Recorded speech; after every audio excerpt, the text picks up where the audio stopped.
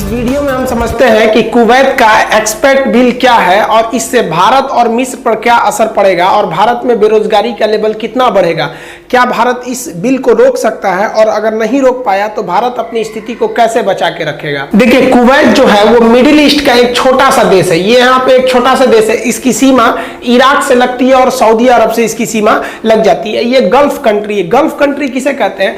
खाड़ी देश हिंदी में कहते हैं। देखिए, ये ईरान है, इसका पुराना नाम था फारस। तो फारस के नीचे ये जो खाड़ी दिख रही है, इसी खाड़ी को हम लोग कहते हैं फारस की खाड़ी। तो इस फारस की खाड़ी से लगने वाले जो 8 देश हैं, उन्हीं देश को हम लोग खाड़ी देश कहते हैं। इसमें आएंगे Oman, UAE, Qatar, Bahrain, Saudi Arabia, Kuwait, Iraq, Iran. तो ये 8 देश को हम लोग खाड़ी देश कहते हैं। अब इसी में आता है आपका एक ठो कुवैत। अब ये फारस की खाड़ी क्यों है? देखिए, जैसे बंगाल के नीचे की खाड़ी, बंगाल की खाड़ी, गुजरात में कच्छ जिला है उसके नीचे की खाड़ी, कच्छ की खाड़ी, उसी तरह फारस यानी ईरान के नीचे की खाड़ी, फारस की खाड़ी। तो ये कुवैत जो है इसी खाड़ी देश में एक छोटा सा देश है। यहाँ पर पेट्रोलियम और गैस का बहुत बड़ा भंडार है, लेकिन यहाँ पर एक डेमोग्राफी का बहुत बड़ा चेंजिंग देखने को लगा, जनसंख्या देखने को। कुवैत की जो टोटल पॉपुलेशन है वो 48 लाख है, लेकिन इस 48 लाख में आप देखिए विदेशियों की संख्या 34 लाख है। सोचिए, एक ऐसा देश है ना जहां वहां के लोगों से ज्यादा वहां विदेशी भरे हुए हैं। वो टेम्पोररी गए हैं काम के लिए, लेकिन हम हमेशा के लिए नहीं बसे हैं, लेकिन वहां काम कर रहे हैं। तो टोटल अगर गिनती की जाए तो 34 लाख है, लगभग 70% तो विदेशी भरे हैं। अब उसमें 34 लाख में से भी ना सबसे ज्यादा अगर कोई है तो इंडियन है, वो लगभग 15 लाख है, वही 14,70,000 के आसपास। तो हम 15 लाख लिख दिए यहाँ पर। तो ये लगभग 15 लाख भारतीय हैं। अब ये भारतीयों से बहुत फायदा होता है क्योंकि वो स्किल्ड वर्कर हैं और इंडिया से गए हैं काम करने के लिए। जैसे यहाँ आपको नक्शा में पाकिस्तान दिख रहा है, बगल में गुजरात हल्का सा दिख रहा होगा। हम यहाँ मेन नक्शा इसका लिए, इसलिए इंडिया उधर से कट गया है। तो यहां से ये लोग काम करने गए हैं और वो इंडियंस हम भारत में 500 अरब डॉलर पैसे भेजते हैं और इस पैसे के बदले वो कुछ नहीं लेते हैं। वो खाना पीना सब कुवैत का खाते हैं, A to Z कुवैत को करते हैं और डायरेक्ट समझ जाइए कि इंडिया को पैसे भेज देते हैं। तो इंडिया को इतना ज्यादा रेवेन्यू मिलता है कुवैत से, और आपको पता है कुवैत की करेंसी बहुत ही हाई है। तो ये कुवैत से हमको इतना प्रॉफिट हो रहा था, लेकिन कुवैत ने अभी एक विधेयक लाया, एस्पेक्ट बिल कुवैत, और इसने कहा कि हम अपने देश में जो विदेशियों की संख्या है वो 70% से घटाकर 30% कर देंगे। तो यहां 30% विदेशी रहेंगे और इस 30% में उसने आधा यानी 15% भारतीयों के लिए कोटा फिक्स कर दिया। क्योंकि पहले भी देखिए ना, 34 लाख में से 15 लाख भारतीय थे, पहले भी लगभग आधे भारतीय थे। तो इंडियंस के लिए जो कोटा फिक्स किया गया है वो 15% उसके टोटल आबादी का किया गया है। इस तरह से अगर आप टोटल आबादी 48 लाख का मतलब मान लीजिए कि अगर आप 15% निकालते हैं तो लगभग 7 लाख भारतीय वहां रह सकेंगे और 8 लाख को कुवैत छोड़ना पड़ेगा। अब वो वहां के स्किल्ड वर्करों को कुवैत से अब कहना पड़ेगा जाइए भैया। अब एक समस्या समझिए, कुवैत में उन लोग को बहुत मोटी सैलरी मिलती थी और वो भारत को भेजते थे। अब उनकी 8 लाख लोगों की नौकरी जाएगी तो पहला तो एक सैलरी गया, तो उन लोग का जो लिविंग स्टैंडर्ड था वो काफी अच्छा था। जब इंडिया में आएंगे तो उसी हिसाब से नौकरी खोजेंगे, यहाँ उस हिसाब से नौकरी नहीं है। और जो पहले से इंडिया में इतनी भयानक बेरोजगारी है कि मत पूछिए, कि हम लोग को लगता है कुछ दिन में इंडिया बेरोजगारी के मामले में गिनीज बुक में जाएगा। तो ये आपका इंडिया में ऑलरेडी बेरोजगारी है। अब इन लोग को रोजगार कहां से दिया जाएगा? और दूसरा, इन लोग को छोटा मोटा रोजगार देंगे तो ये अपने स्टैंडर्ड को मेंटेन नहीं कर पाएंगे। काफी हाई सैलरी होती है यहाँ पर, आपको भी पता होगा, आपके अगल बगल में कोई फॉरेन में काम कर रहा होगा गल्फ कंट्री में। तो ये इंडिया के लिए बहुत कंसर्न का विषय है। हालांकि भारत सरकार इस पर नजरें बनाई हुई है, लेकिन आप किसी दूसरे देश के इंटरनल जनसंख्या के मैटर पे आप कुछ नहीं कर सकते हैं। जैसे कोई देश अगर भारत पे दबाव बनाए कि नहीं आप अपना NRC बिल या फिर CAA इस टाइप के जो बिल थे आप इसमें चेंजिंग कीजिए, तो क्या हम दूसरे देश के दबाव में चेंज करेंगे? नहीं करेंगे। हम अपनी जरूरत के हिसाब से किसी चीज को बनाते हैं। वैसे ही कुवैत जो है वो अपनी जरूरत के हिसाब से बनाया है। अब ये कुवैत ने ऐसा क्यों किया और कुवैत ऐसा करेगा तो भारत को उन लेबर्स को कहां सेट करना चाहिए, इसको समझते हैं। देखिए, एक्चुअली हुआ क्या कि कुवैत एक छोटा सा कंट्री है यहाँ पर, और इन छोटे कंट्री में ना जो तेल है, ऑयल और पेट्रोलियम इतना भयानक है कि मत पूछिए। यहाँ के लोगों को काम करने की कोई जरूरत ही नहीं है। यहाँ के लोगों का जो लिविंग स्टैंडर्ड है वो इतना बेहतरीन है जिसका कोई हद नहीं।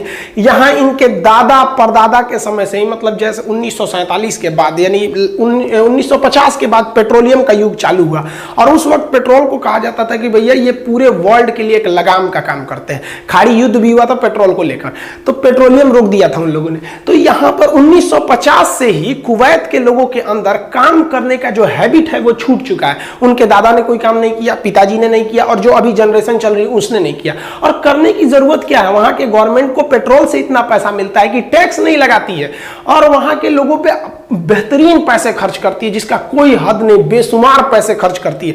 हमारे घर का जो फर्श जिस तरह से संगमरमर लगा के होता है ना, उस तरह से वहां की सड़कें बना दी गई हैं। इतनी बेहतरीन डेवलपमेंट है, और पर कैपिटा इनकम के हिसाब से तो दुनिया में चौथे नंबर पे चला जाता है। अभी ये नंबरिंग पे आप मत जाइएगा, क्योंकि 2020 न सबकी रैंकिंग खराब करेगा।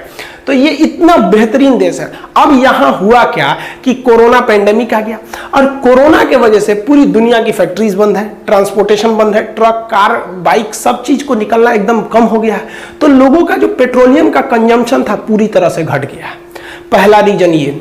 दूसरा कि लोग अब अल्टरनेट पर विचार करने लग रहे हैं। ई रिक्शा आ गया है, बैटरी से चलने वाली आ गई है। हमारे यहाँ इंडिया में लाखों ई रिक्शा है। अब बताइए, अगर वो लाखों ई रिक्शा की जगह टेम्पू रहता तो उतना पेट्रोल लगता कि नहीं लगता, डीजल लगता। तो वो सब इन्हीं देशों से आता था। तो जो पेट्रोल का डिमांड है वो घट रहा है, और कोरोना ने तो पूरी तरह से कमर तोड़ दिया इन लोग की। तो जो पेट्रोलियम क्राइसिस आया तो इन लोगों को लगने लगा कि भैया हमारे इनकम का यही एक रास्ता था। जैसे बहुत से टीचर जो थे वो ऑफलाइन ही पढ़ाते थे, कोरोना की वजह से ऑफलाइन क्लासेस बंद हो गया, अब उनको ऑनलाइन पढ़ाना पड़ेगा। अब ऑनलाइन, जैसे हमको देखिए, हम अभी भी ऐप मेरा डेवलप के ही फेज पे है, हमको ऐप बनाने में टाइम क्यों लग रहा है? हमको सबसे बड़ा झमेला यही है कि जब ऐप बनाएंगे ना, इतने लड़के जुट जाएंगे कि ऐप वो क्रैश कर जाएगा।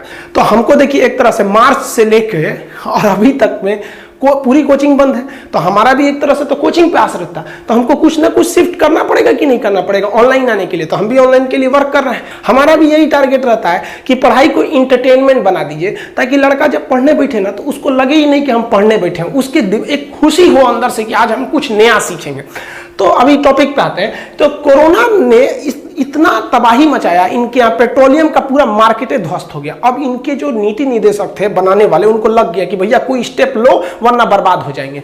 तब एक बात बताइए, अगर मेरे पास 100 रुपए है और 50 लोग खाने वाले हैं तो वो पैसा घट जाएगा। लेकिन अगर 100 रुपए है और केवल 2 लोग खाने वाले हैं तो थोड़ा हम मैनेज कर सकते हैं। तो कुवैत ने देखा जो हमारे पास पैसा है, क्योंकि पेट्रोल को आप 100% आप किसी देश के पेट्रोल पे फ्री नहीं हो सकते, पेट्रोल का यूज लगेगा ही, पेट्रोलियम डीजल का लगेगा। तो उसने कुवैत ने देखा जो हमारे इनकम घट रहा है तो हम क्या करें।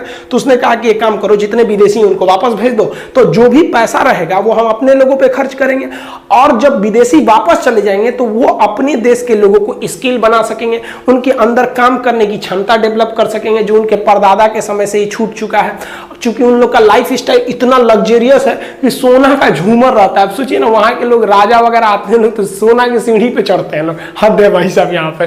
तो इन लोग का लाइफ स्टाइल गजब का है, और उन लोग के लोगों को काम करने की कोई आदत ही नहीं है। तो वो लोग वापस भेज देंगे इंडियन को कि भैया आप जाइए अपने कंट्री में, आप हम लोग अपने से खुद से काम कर लेंगे। तो ये अपने लिए बचा रहे हैं भाई साहब, क्योंकि इनका पेट्रोलियम का पूरा मार्केट कोलैप्स कर रहा है कुवैत का। अब भारत सरकार इसमें क्या करेगी भैया? उनको तो ऑयल के लिए था, और एक और दिक्कत क्या था, सऊदी अरब ने खड़ा कर दिया था। ऑयल की जो प्राइस थी ना, सऊदी अरब ने डिस्टर्ब कर दिया। सऊदी अरब काम करता है अमेरिका के इशारे पर। अमेरिका ने कहा कि देखो, अभी जो रूस है, रूस की जो पूरी इकोनॉमी अभी टिकी हुई है वो टिकी हुई है पेट्रोलियम पर, क्योंकि अभी उसका हथियार मार्केट भी ज्यादा बड़ा नहीं रह गया है, और वर्ल्ड इकोनॉमी में तो रसिया को कोई पूछ नहीं रहा है। तो रूस जो है ना वो पेट्रोलियम पर डिपेंड कर रहा है, पेट्रोलियम एक्सपोर्टर कंट्री है, सबका अर्थव्यवस्था गिरेगा। तो इस वजह से कुवैत का एक और हालत खराब हो गया। ये जो प्राइस वार था सऊदी अरब और रूस के बीच में, हालांकि ये अमेरिका के इशारे पर किया जा रहा था। अब भारत में क्या होगा जब ये वर्कर यहां आएंगे? तो बहुत से लोग, देखिए भाई, चिंता का तो विषय बहुत है, क्योंकि भाई इतना हम लोग रोजगार कहां से दे पाएंगे। लेकिन एक फायदा है, अगर गवर्नमेंट बहुत जल्दी सजग हो जाए तब। गवर्नमेंट विदेशी कंपनी जो चाइना में फंसी हुई है उनको कहो कि भैया तुम आओ इंडिया में, तुम्हारी शिकायत क्या है कि इंडिया के जो लेबर है उनको ज्यादा नॉलेज नहीं है, वो शरीर से मेहनत जो जबरदस्त कर देते हैं। पूरी दुनिया में फिजिकल वर्क हम लोग से ज्यादा कोई नहीं कर पाता हमारे यहाँ के लेबर से। लेकिन स्किल्ड नहीं है, कैसे काम करना चाहिए कैसा नहीं। पेंट करने के लिए दीजिएगा इधर तो कर देगा उधर, क्योंकि उतना स्किल नहीं है। वो कॉलेज स्कूल में गया नहीं है, ना ही कोई ट्रेनिंग कॉलेज में गया, बस ऐसे जाके सीधे साइट पे जाके काम करने लग गया। तो जो ये स्किल्ड वर्कर हैं, हम क्या कर सकते हैं, उन्हें भारत में लाकर, और अगर फैक्ट्रियां हम विदेश से मंगाने में सफल हो गए तो हम इनको रोजगार देके अपनी अर्थव्यवस्था को बचा लेंगे। लेकिन अगर विदेश से एफडीआई नहीं आ पाया, चाइना से कंपनियां नहीं आ पाई, तो हमको इन्हें बेरोजगारी के आगे ढकेलने के अलावा और कोई रास्ता नहीं बचेगा। इसलिए अगर हमें अपनी अर्थव्यवस्था को बचाना है, इन स्किल्ड वर्करों को बचाना है, इनकी विकास को चालू रखना है, अपनी अर्थव्यवस्था को बचाना है, तो गवर्नमेंट को हर हाल में एक डिप्यूट करना पड़ेगा, एक डिपार्टमेंट जो विदेश से कंपनियों को बुलाकर लाए और उन्हें एक अच्छा माहौल दे वहां पर डेवलपमेंट करने का, जहां इन स्किल्ड वर्करों को रखा जा सके। अन्यथा हमारा जो रोजगार है वो तो गईबे किया, अब ये गवर्नमेंट पर अलग से प्रेशर डालेंगे, उसको तो अलग भुगतना पड़ेगा। तो गवर्नमेंट इस पर बहुत ही कड़ाई से एक्शन लेना चाहिए, उसको हर काम से सबसे ज्यादा इसी को तरजीह देनी चाहिए, क्योंकि कोई गारंटी नहीं है कि कुवैत एक फर्स्ट कंट्री है।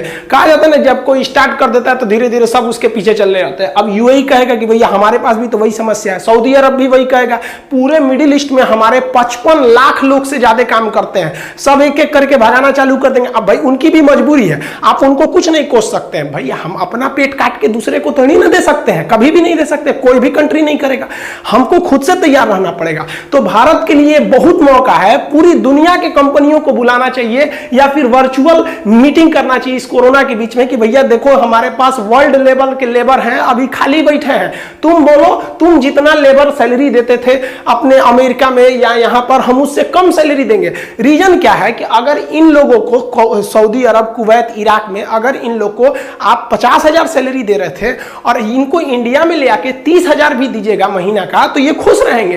कौन चाहता है कि विदेश में जाके काम करना, वहां पे आपका लाख रुपए भी दे और हिंदुस्तान में अपने देश में रह के कोई 30,000 भी दे, तो यार देश से किसको प्रेम नहीं होता है। जो गाय भैंस जिस खूंटा में बांधी जाती है उसको अपने खूंटा से प्रेम होता है, दिन भर कहीं भी रहेगी, आवारा पशु शाम को अपने यहाँ चली जाती है। तो गवर्नमेंट को इसमें इनिशिएटिव लेना चाहिए। इसका केवल और केवल एक रास्ता है, विदेशी कंपनियों को एकदम से घुसा दीजिए इंडिया में, कह दीजिए कि भैया हम तुमको 1 साल के लिए जीएसटी नहीं लेंगे, हटाओ यार ये सब चीजें। जीएसटी जान ले लेता है ससुरा, 28% ठोक देता है शुरू में ही, सोचिए कितना ज्यादा होता है। तो गवर्नमेंट को एक स्पेशल स्कीम निकालना चाहिए ताकि वो इन जो रोजगार, जो स्किल्ड वर्कर है, इनका भविष्य खराब ना हो सके, क्योंकि इन्हीं के भविष्य पे हमारा देश का भविष्य है। कोई ट्रेन थोड़ी चलता है यार, ट्रेन के चक्के चलते हैं। तो हम, आप, ये वर्कर्स, हम सब इस भारत रूपी ट्रेन के चक्के हैं। अगर एक से भी चेन पुलिंग होगा ना तो पूरी ट्रेन पर असर पड़ेगा। आई होप आप समझ गए होंगे। आगे अभी देखेंगे तो तुर्की में क्राइसिस चल रहा है, उस पर हमला कर दिया गया, उसके अड्डा पर जो लीबिया में था राफेल जहाज से। अमेरिका के प्लांट जहाज में बम विस्फोट कर दिया गया, वहां बम विस्फोट नहीं हुआ है, विस्फोट हो गया, अभी उसकी कारण की जांच चल रही है। अभी ये सब हो ही रहा था कि म्यांमार में अब चाइना घुसने की तैयारी करने लग रहा है। इसको हम समझेंगे नेक्स्ट वीडियो में, तब तक के लिए जय हिंद। अभी लाइक करें, शेयर करें और ऑनलाइन न्यूज़ इंडिया की सभी खबरें अपने मोबाइल फोन पर सबसे पहले देखने के लिए अभी चैनल को सब्सक्राइब करें।